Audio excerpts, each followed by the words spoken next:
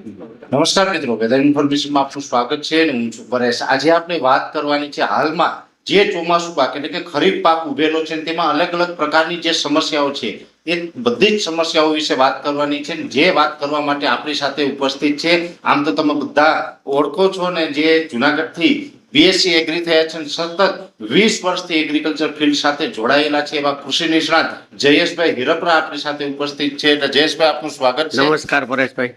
હવે આજે જે આપણે વાત કરવાની છે, જેની અંદર જોવા જઈએ તો જે ખરીફ પાક છે એમાં અત્યારે ફ્લાવરિંગ જે લાગવું જોઈએ એ નથી લાગી રહ્યું। ઘણા બધા મોંઘી પ્રકારની જે દવાઓનો છંટકાવ કરીએ છતાં પણ એમાં આપણે ફ્લાવરિંગ નથી લાગતું। એનું શું કારણ છે?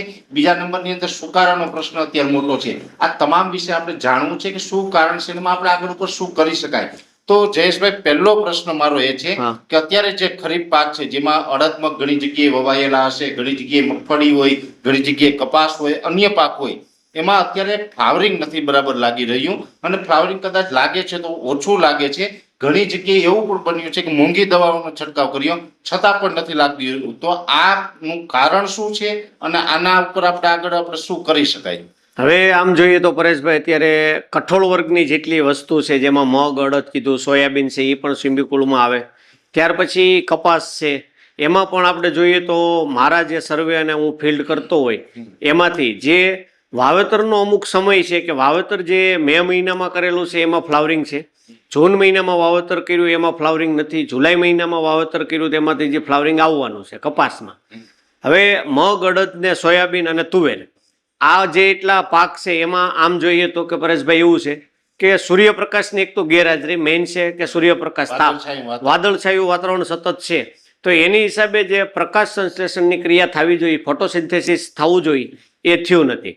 એટલે એની હિસાબે ફ્લાવરિંગ જે આવવું જોઈએ એ મોડું આવે છે। એમાં હોર્મોન્સ આપણે જે કાંઈ વાપરતા હોય, અથવા 05234 હોય, અથવા CAB હોય, અથવા એમિનો એસિડ હોય, આ બધાનો રોલ ત્યારે જ શરૂ થાય કે જ્યારે આપણે એમાં 10-15% ફ્લાવરિંગ શરૂ થયું હોય અને આપણે આપીએ તો એનું ફ્લાવરિંગ વધારે। પણ જ્યારે વધ પકડી ગઈ હોય, ભેજનું પ્રમાણ રહે, ત્યારે એક તો એવું છે કે નાઇટ્રોજનનું પ્રમાણ વાતાવરણમાં પણ જે 78% છે એનું 80% જેવું નાઇટ્રોજનનું પ્રમાણ પણ થઈ જતું હોય છે।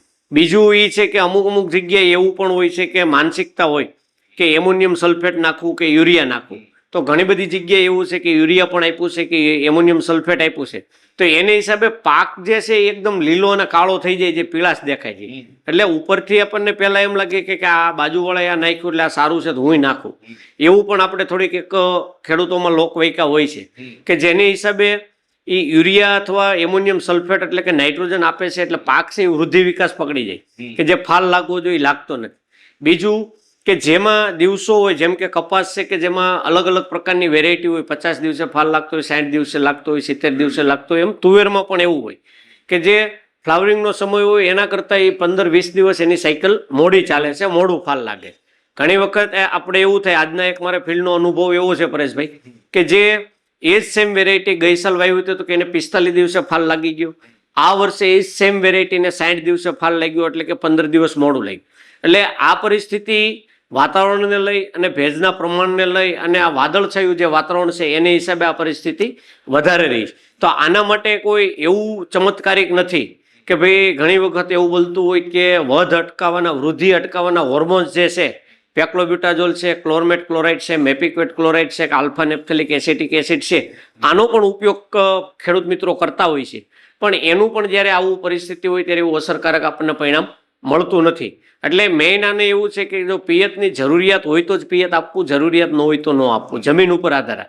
બીજું કે ફુવારા પદ્ધતિ હોય તો ફુવારા 1 કલાક 1.5 કલાક ચલાવે તો એટલું પિયત ઇનફ છે, ડ્રીપ પણ 1 કલાક 2 કલાક જવા દે તો ઇનફ છે।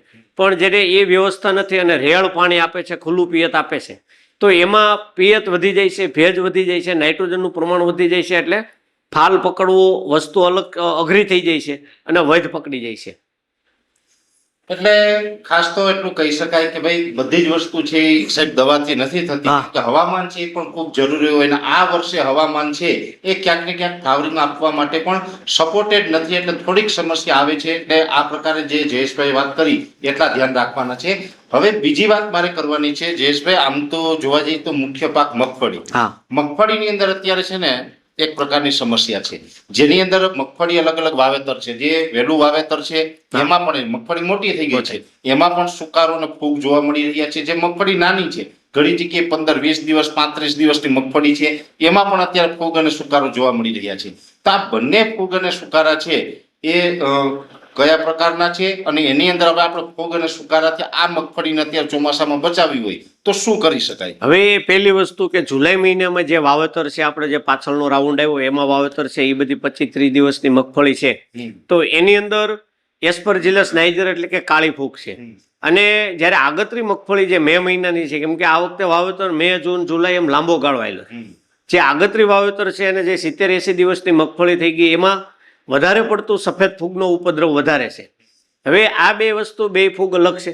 જ્યારે સફેદ ફૂગમાં ટ્રાઇકોડર્મા વિરીડી કામ કરે છે, કાળી ફૂગમાં છે સ્યુડોમોનાસ કામ કરે. જેને 70 દિવસની મગફળી થઈ ગઈ એને સ્યુડોમોનાસ આપવાની જરૂર નથી, ખાલી ટ્રાઇકોડર્મા આપે તો ચાલે. પણ જેને 25-30 દિવસની મગફળી છે એમાં ટ્રાઇકોડર્મા અને સ્યુડોમોનાસ બે આપવા, પણ કન્ડિશન એ છે કે ભેજનું પ્રમાણ હોવું જરૂરી છે. હવે અત્યારે જે વાયરુ ખેંચે છે, ભેજનું પ્રમાણ નથી, અને જો પિયત આપવાનું હોય તો જ બેક્ટેરિયા નાખવા. નહીતર રાસાયણિક પ્રોડક્ટમાં વાત કરીએ તો રાસાયણિકમાં બેન્કોજેબ પ્લસ મેટાલેક્ઝિલ છે, પંપે 40 ગ્રામ રાખી, અથવા એઝોસ્ટ્રોબિન પ્લસ ક્લોરોથેનોલિન છે, પંપે 40 મિલી રાખી અને એનું ડ્રેન્ચિંગ કરવામાં આવે તો વધારે પરિણામ મળે છે. ડ્રેન્ચિંગ શક્ય ન હોય, ઘણી વખત એવું બને કે હેમર મગફળી વાવેલી હોય, કેરામાં 5 હોય તો ડ્રેન્ચિંગ શક્ય નથી, તો વીઘે 4 થી 5 પંપ કરી અને ઘાટું વાવેતર કરે, ઘાટો છંટકાવ કરે તો એમાં થોડી ઘણી આપણને રાહત મળે છે. તો જે જમીનજન્ય ફૂગ છે એ ધીમે ધીમે વધતી જાય છે. આ વખતના જે 3 મહિનાથી મારું સર્વે જોઈ તો પરેશભાઈ, આ વખતે એવું છે કે એક તો આવડી આ કાળી ફૂગ એસ્પરજીલસ છે, બીજી ફ્યુજેરિયમ ફૂગ એટલે કે સુકારો પણ છે, આ સફેદ ફૂગ એટલે કોલર રોટ પણ છે, રાઇઝોક્ટોનિયા ફૂગ પણ છે, અને હા ક્લેરોસિયમ સફેદ ફૂગ જે એ પણ છે, રાઇઝોક્ટોનિયા ફૂગ પણ છે, અને પિથિયમ નામની જે ફૂગ આવે એ પણ છે. અને મગફળી ઉપર અત્યારે દોડવા જે બંધાઈ ગયા છે, જે 70-80 દિવસની છે, અને હમણાં 20-25 દિવસમાં 39 નંબર હોય, 45 નંબર હોય, 37 નંબર હોય નીકળે, તો એ દોડવા ઉપર પણ જે લાલ ડાઘા પડે છે એમાં પણ થોડી ઘણી ફ્યુજેરિયમની અસર દેખાય છે. તો આના માટે જો રેગ્યુલર 8-10 દિવસે કોઈ પણ સારી ફૂગનાશકનો છંટકાવ ચાલુ રાખે તો એમાં રાહત મળે. નિયંત્રણ શબ્દ એવો આપણે એગ્રીકલ્ચરમાં હોતો નથી કે નિયંત્રણ થઈ શકે, પણ મેનેજમેન્ટ થઈ શકે એવી પરિસ્થિતિ હોય છે આમાં. તો ટૂંકમાં એટલું કહી શકાય જયેશભાઈ કે જે ફ્લાવરિંગની તમે વાત કરી એ સાથે જે સુકારો છે એની અંદર જે નાની મગફળી છે, આગોતરો સુકારો છે, એની અંદર ટ્રાઇકોડર્મા સુડોમોનાસ આપી શકે. મોટી મગફળી હોય તો માત્ર ટ્રાઇકોડર્મા આપવાનું છે, અને બાકી કેમિકલ જે ફંગીસાઇડ છંટકાવ કરતા હોય તો એની અંદર રેગ્યુલર કોઈ પણ ફૂગનાશક છે એ ખેડૂત આપી શકે. જે મગફળીમાં ખાસ કરીને જે તમે લાલ દાગ પડવાની વાત કરી દોડવામાં, જે પોટ રોટ છે, એની અંદર પણ રેગ્યુલર ફૂગનાશકના છંટકાવ કરેલા હોય તો આપણે રાહત મળે. એટલે આ બધી જ જે સાહેબે વાત કરી છે જયેશભાઈ, ખૂબ અગત્યની માહિતી આપીને જે અત્યારે ખરીફ પાકની અંદર આપણી સમસ્યા છે, આ સમસ્યા વિશે ખૂબ ઝીણવટપૂર્વક સમજાવ્યું છે, અને બધા મિત્રો સમજ્યા છે. છતાં પણ જો આમાં કોઈને કાંઈ પ્રશ્ન થાય તો તમે અમને કોમેન્ટ કરી અને તમારો સવાલ હોય એ અમને પૂછી શકો. અમે કોમેન્ટના માધ્યમથી પણ તમને ક્યાંક ને ક્યાંક મદદરૂપ થવાનો પ્રયત્ન કરીશું. વિશેષ માહિતી છે નેક્સ્ટ વિડીયોમાં આપવામાં આવશે. અત્યારે આ વિડીયોની અંદર એટલું. અંતમાં દરેક મિત્રોને વિનંતી છે વિડીયો લાઈક આપી દરેક ગ્રુપમાં શેર કરી દેવો. જો તમે અમને યુટ્યુબ ઉપર જોઈ રહ્યા હોય તો ચેનલને સબસ્ક્રાઇબ કરજો, સાથે ફેસબુક તથા ઇન્સ્ટાગ્રામ આઈડીને ફોલો કરજો. નમસ્કાર.